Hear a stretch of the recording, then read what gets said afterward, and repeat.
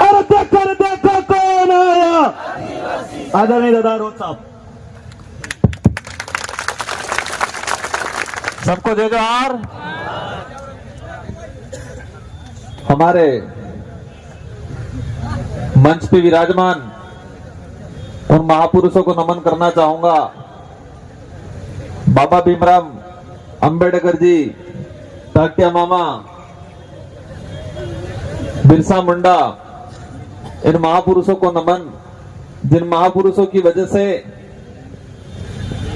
आज ये लोकतांत्रिक व्यवस्था के तहत ये जो चुनाव हो रहा है और आज हम विधायक बने हैं और सांसद चुनाव लड़के आए हैं, ये अवसर देने वाले ये महापुरुष हैं। ये महापुरुष नहीं होते, हो सकता है ये देश आजाद नहीं होता, और देश आजाद नहीं होता तो संविधान लागू नहीं होता, लोकतांत्रिक व्यवस्था नहीं होती, और लोकतांत्रिक व्यवस्था नहीं होती तो हर 5 साल में चुनाव नहीं होते। तो पुनः इन महापुरुषों को नमन। साथ ही हमारे मंच पे विराजमान यहाँ के स्थानीय विधायक महोदय, यहाँ के आपके सांसद प्रत्याशी, हमारे राजस्थान से आई हुई हमारी टीम, बांसवाड़ा, प्रतापगढ़, डूंगरपुर के सारे साथीगण, हमारी महिला विंग, हमारे माइनॉरिटी के भाई, एससी समुदाय के भाई, हमारे सरपंच साहब भाई केशु जी एवं समस्त पदाधिकारी गण, हमारे बिल प्रदेश विद्यार्थी मोर्चा के प्रदेश संयोजक, सभी मंच पे विराजमान तो इस क्षेत्र का नेतृत्व करता है। आप सब इन सब पे आशा लगा के बैठे हो कि इस क्षेत्र का, इस समाज का आने वाले भविष्य का कुछ अच्छा करेंगे। इन सारे नेतृत्वकर्ताओं को मेरी ओर से ये लोकसभा चुनाव का जो अग्रिम बधाई देना चाहूंगा। इस पांडाल में विराजमान माताएं, बहनें, बड़े बुजुर्ग, युवा साथी,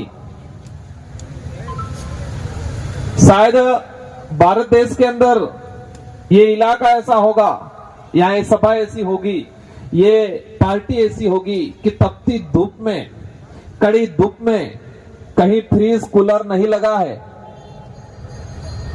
तपती धूप में लोग बैठे हैं, जनता आराम से सुन रही है। ये शायद कहीं बड़ी सभाओं में, कोई बड़ी पार्टियों में ऐसा नहीं होता होगा। ये हमारे लिए, आपके लिए उपलब्धि है।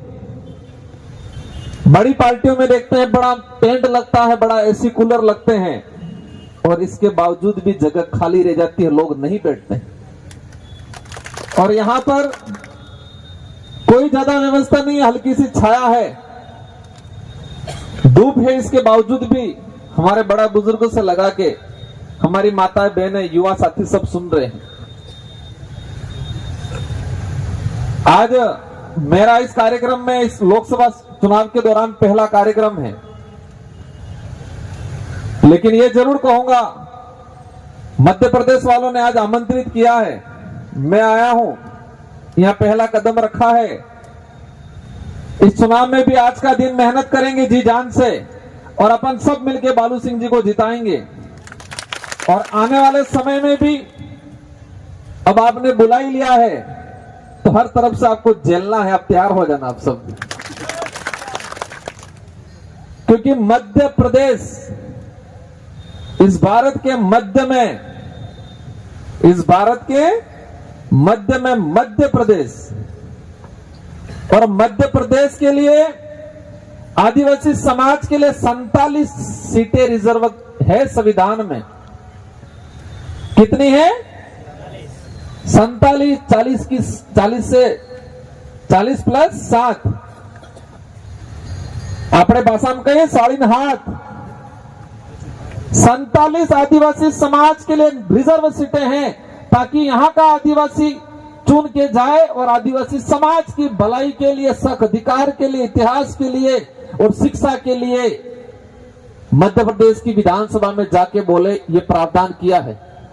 और 47 एसटी रिजर्व जो सीटें हुई हैं इन महापुरुषों की वजह से, इन महापुरुषों ने त्याग दिया, बलिदान दिया, शेड्यूल 5 इलाका लागू कराया, संविधान में आदिवासियों का प्रतिनिधित्व तैयार करने के लिए एसटी की रिजर्व सीटें की 47,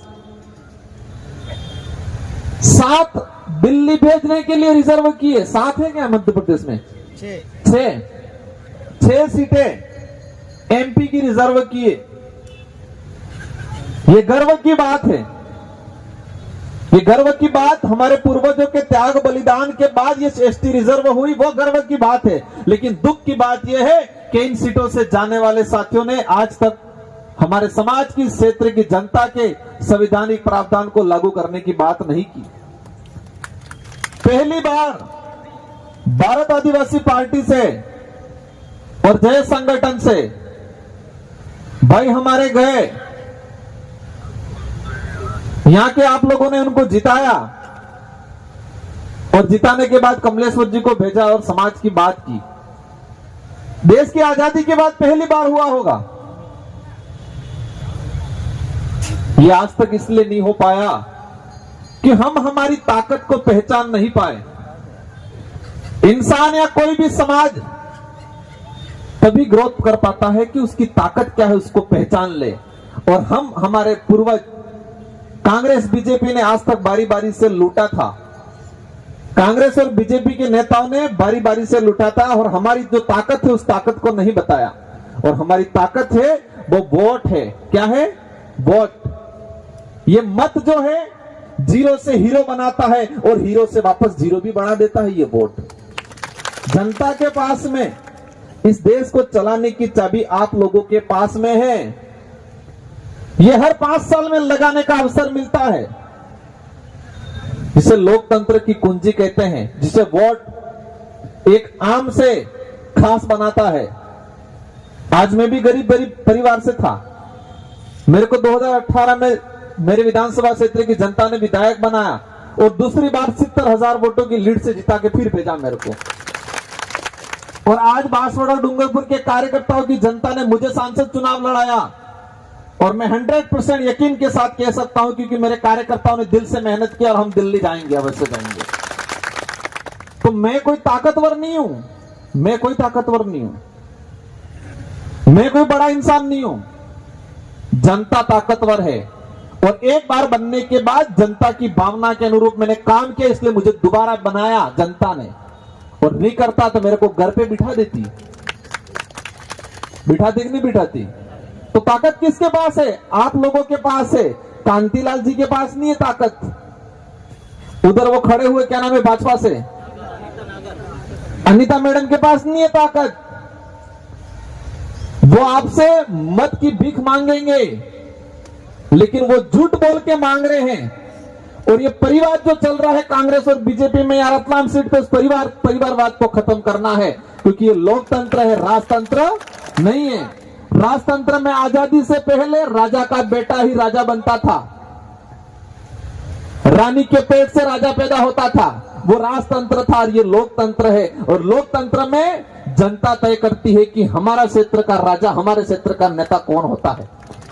तो इस बार कांग्रेस और बीजेपी के नेताओं को एहसास करा देना है कि लोकतंत्र है, राजतंत्र नहीं। तुम्हारे घर में ही बार बार बारी बारी से टिकट देते रहो। पत्नी को एमपी की दे दी, पति एमएलए मंत्री, पिता सरपंच सुनने में आया है, इधर फिर बेटा एमएलए, खुद एमपी। यही चल रहा है क्या? भला किया हो तो समझ में आए। आज तक शेड्यूल 5 के हमारे बच्चों में, गांवों में शिक्षा नहीं मिल रही है, गरीबी है,